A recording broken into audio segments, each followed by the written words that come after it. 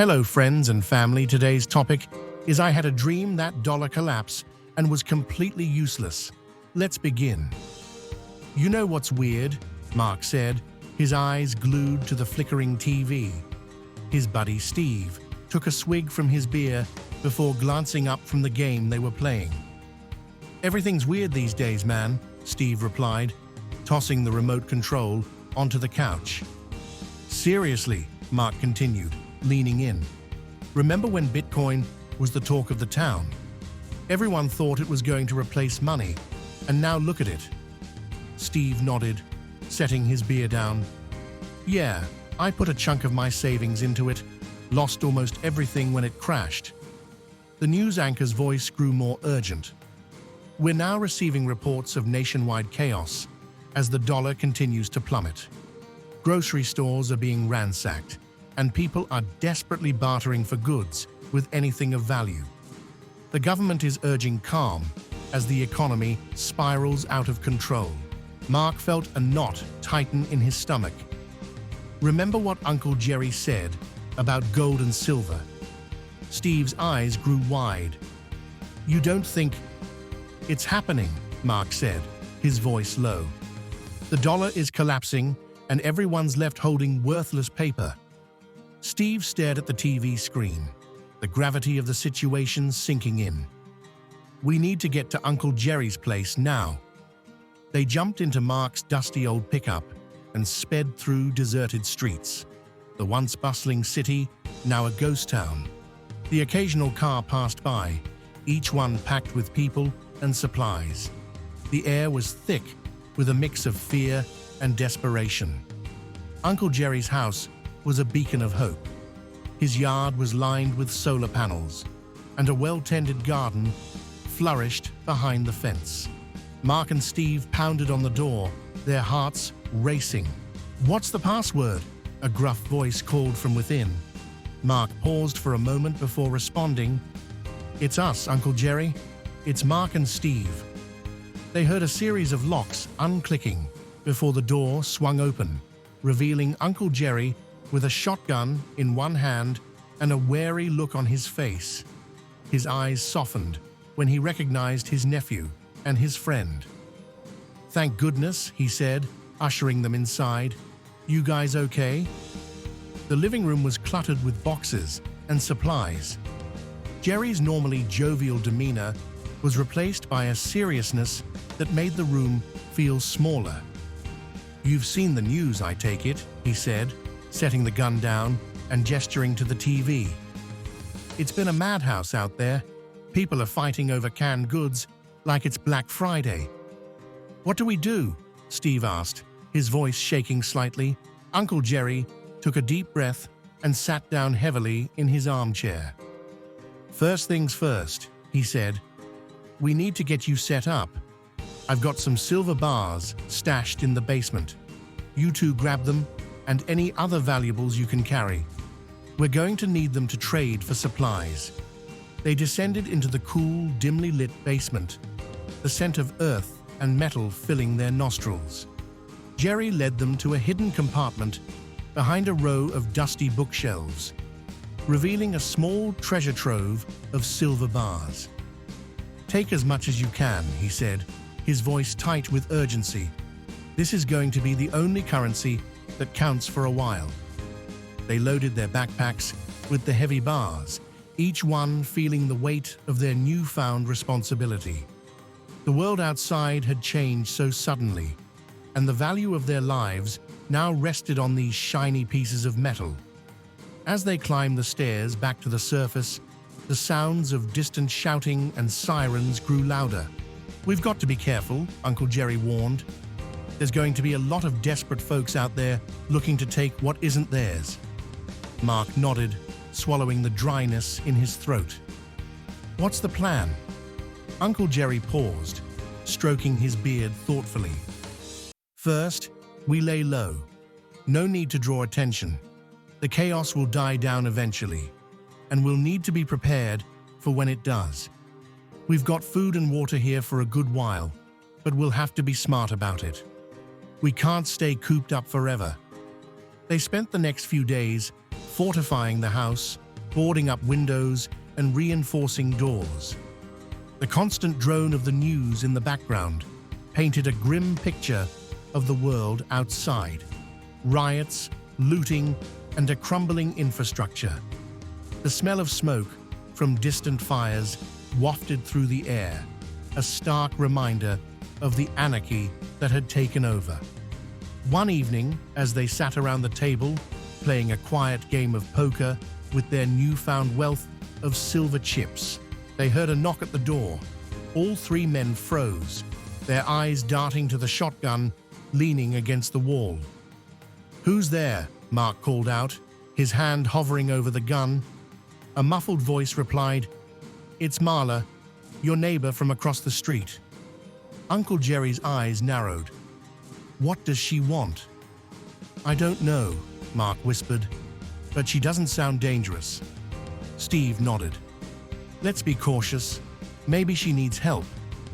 Uncle Jerry stood up, walking over to the door and peeking through the peephole. He unlocked the door, opening it just a crack. Marla, her face etched with worry lines and eyes red from crying, stood on the porch, clutching a small bag. "Thank God," she said, her voice shaky. "They took everything. The house, the car. I barely got out with what I had on me."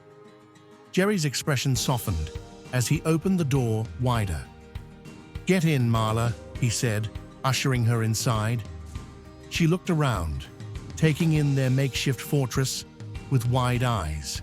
"I had nowhere else to go," she sobbed, her shoulders heaving. "I don't have any gold or silver. They said they'd be back." Jerry nodded solemnly. "We'll keep you safe here, Marla," he assured her. "But we need to be smart about it. No one can know you're here." They quickly settled her into a spare room and listened as she recounted the horrors she'd witnessed. The local grocery store had been ransacked, and the police were nowhere to be found. Desperate families were trading their possessions for a single can of food. The dollar was now nothing more than a memory, a worthless piece of paper fluttering in the wind. As the days turned into weeks, the trio grew more adept at living in this new reality. They took turns keeping watch and scavenging for supplies, always bartering with silver to avoid attracting trouble. They worked tirelessly to expand the garden and set up a makeshift chicken coop, ensuring a steady supply of eggs and vegetables. The occasional whir of a distant drone was a stark reminder that the world outside was still in chaos, but their little oasis remained untouched. Marla, though traumatized, proved to be a valuable addition to their group. Her nursing skills were put to good use when Steve cut his hand while fixing the fence. She cleaned and bandaged the wound, her gentle touch a comfort in a world that had grown so harsh. In exchange for their protection, she offered her knowledge of herbs and medicine, which they hoped would serve them well in the months to come. As the weeks passed, the news grew worse. The government's attempts to stabilize the economy had failed, and the country was descending into a state of anarchy. The trio avoided the radio. The constant barrage of bad news was too much to handle. Instead, they focused on their survival, their days filled with the rhythm of tending the garden, cooking, and reinforcing their defenses. One morning, as Mark was on watch, he spotted a small group of people approaching the house. His heart racing, he signaled for Uncle Jerry and Steve. They grabbed their makeshift weapons and took positions at the windows.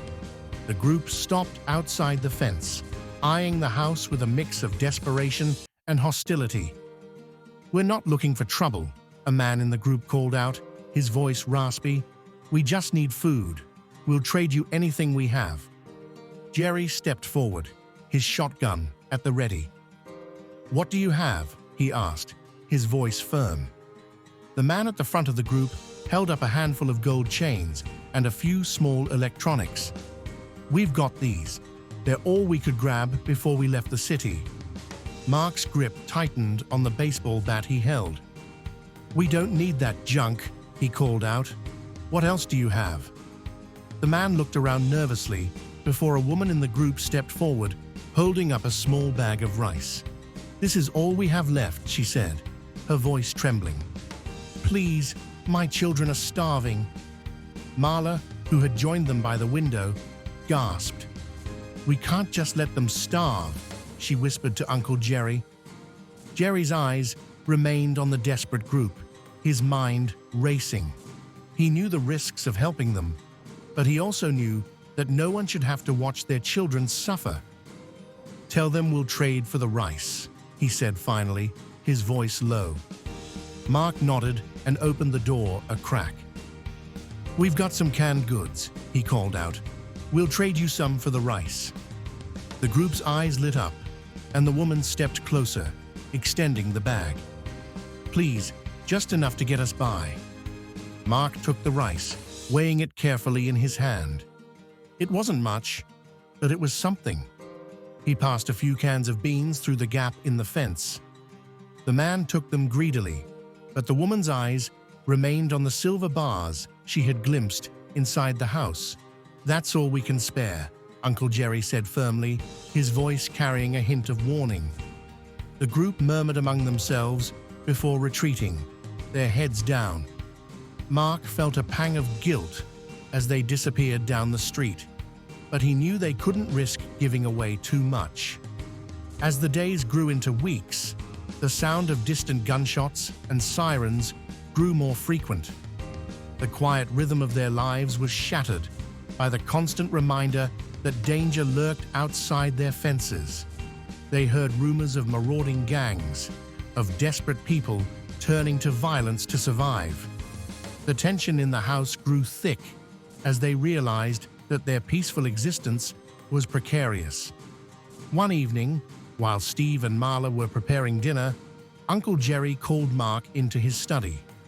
The room was cluttered with maps, radios, and a small metal safe. He opened the safe to reveal a pile of ammo and a few more silver bars. "We can't just sit here and wait for things to get better," he said gravely. "We need to find a more permanent solution." "What do you mean?" Mark asked, his heart racing. Uncle Jerry leaned back in his chair, his eyes scanning the maps scattered on his desk. "We need to find a place where we can sustain ourselves long-term. Somewhere away from the cities, where we can be self-sufficient." Mark swallowed hard, the reality of their situation sinking in. "You mean, like a homestead?" "Exactly," Uncle Jerry said, his voice firm. "A place with fertile land, water, and natural resources. We'll need to build a community, band together with others who know how to survive." Mark nodded slowly, his mind racing. The thought of leaving the relative safety of the city was terrifying, but he knew Uncle Jerry was right. They couldn't hide forever. The world was changing, and they had to adapt. "Thank you for your time. God bless."